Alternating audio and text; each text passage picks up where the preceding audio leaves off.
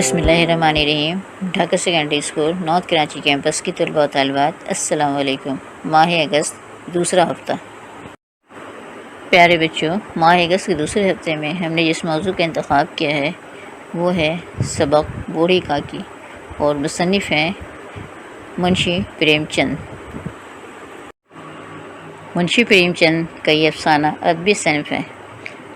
افسانہ ادب کی نثری صنف ہے۔ لغت کے اعتبار سے افسانہ فرضی کہانی کو کہتے ہیں۔ ادبی اصطلاح میں یہ لوک کہانی کی ہی ایک قسم ہے۔ ناول زندگی کا کل اور افسانہ زندگی کا ایک جز پیش کرتا ہے۔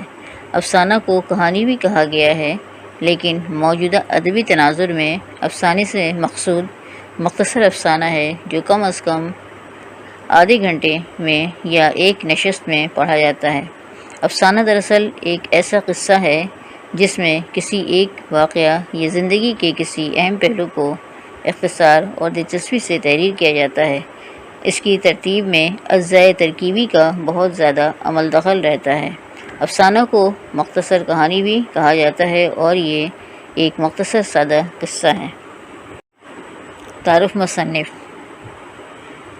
منشی پریم چند، ان کا اصل نام دھمپت رائے تھا، لیکن ادبی دنیا میں منشی پریم چند کے نام سے مشہور ہوئے۔ منشی پریم چند ایک غریب گھرانے سے تعلق رکھتے تھے۔ میٹرک کے بعد پرائمری اسکول میں استاد مقرر ہوئے۔ آپ کی ادبی زندگی کا آغاز 1901 سے ہوا، جب انہوں نے رسالہ زمانہ کے لیے مضامین لکھے۔ آپ نے ناول اور افسانوں کے علاوہ ڈرامے بھی یادگار چھوڑے ہیں۔ بعد مرکز خیال۔ سب سے پہلے حوالے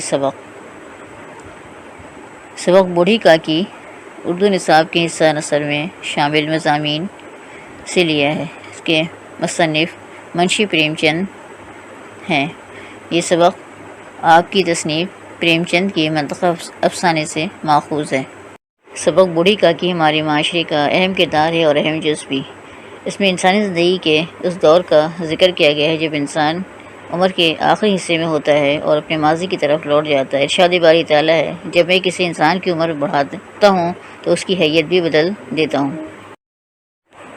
سبق بوڑھی کاکی منشی پریم چند کے افسانوں میں سے ایک ہے۔ اس کا مرکزی خیال لالچ، حرص ہے کہ لوگ کس طرح بزرگوں کی جائیدادوں پر قبضہ کر کے ان کا خیال چھوڑ دیتے ہیں۔ ہمیں اس بات کی تنبیہ کرتا ہے کہ ہم کبھی حرص حوث نہیں کرنی چاہیے اور احسان فراموشی نہیں کرنی چاہیے، اور حقدار کو اس کا حق اپنا فرض سمجھ کر دینا چاہیے۔ مجبور و بےکس لوگوں کی مدد کرنی چاہیے، اسی میں انسانیت کی معراج ہے۔ بقول شاعر، اپنے لیے تو سبھی جیتے ہیں، جہاں میں ہے زندگی کا مقصد اوروں کے کام آنا۔ ذخیرہ الفاظ: دور ثانی، بعد کا زمانہ، نگاہ حیرت، حیرت کی نگاہ، اکڑوں پاؤں کے تلوے زمین پر رکھ کر بیٹھنا، گھرکیاں، ڈانٹ ڈپٹ، مستورات، خواتین، کارن، وجہ، سبب۔ بوڑھی کاکی نے اپنی ساری جائیداد بدھ رام کے نام کیوں لکھ دی تھی؟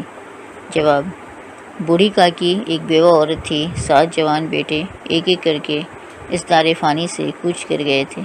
اس بھری دنیا میں ان کا ایک بھتیجے کے سوا کوئی نہ تھا، اس لیے اپنی ساری جائیداد انہوں نے اپنے بھتیجے کے نام کر دی تھی۔ سوال نمبر 2 ہے، بدھ رام نے جائیداد حاصل کرنے کے بعد بوڑھی کاکی سے کیسے سلوک کیا؟ بدھ رام ایک بخیل طبیعت کے آدمی تھے۔ وہ تب تک نیک اور اچھے بنے رہتے تھے جب تک پیسہ خرچ کرنے کی بات نہ آتی۔ جائیداد اپنے نام لکھواتے وقت بدھ رام نے بوڑھی کاکی سے لمبے چوڑے وعدے کیے تھے، مگر جائیداد حاصل کر لینے کے بعد ان کو اپنے کیے وعدے یاد نہ رہا۔ وہ بوڑھی کاکی کی جائیدادوں سے سالانہ 150 اور 200 روپے کی آمدنی وصول کرتے، مگر بدلے میں بوڑھی کاکی کو 2 وقت کی روٹی بمشکل میسر ہوتی۔ وہ بوڑھی کاکی کے پیسوں پر پرورش پا رہے تھے، مگر بوڑھی کاکی کو بوجھ سمجھ کر ان کے ساتھ ناروا سلوک رکھتے۔ تسلیل انتخابی سوالات: سبق بوڑھی کاکی کے مصنف: الف شبلی نعمانی، مرزا ادیب، منشی پریم چند، حکیم سعید۔ درست جواب ہے منشی پریم چند۔ مزید MCQs یعنی کثیر انتخابی سوالات اور مشقی سوالات حل شدہ PDF میں موجود ہے۔ پیارے بچوں، اب تک کے لیے اتنا ہی۔ اپنا بہت خیال رکھیے گا۔ شکریہ۔ اللہ حافظ۔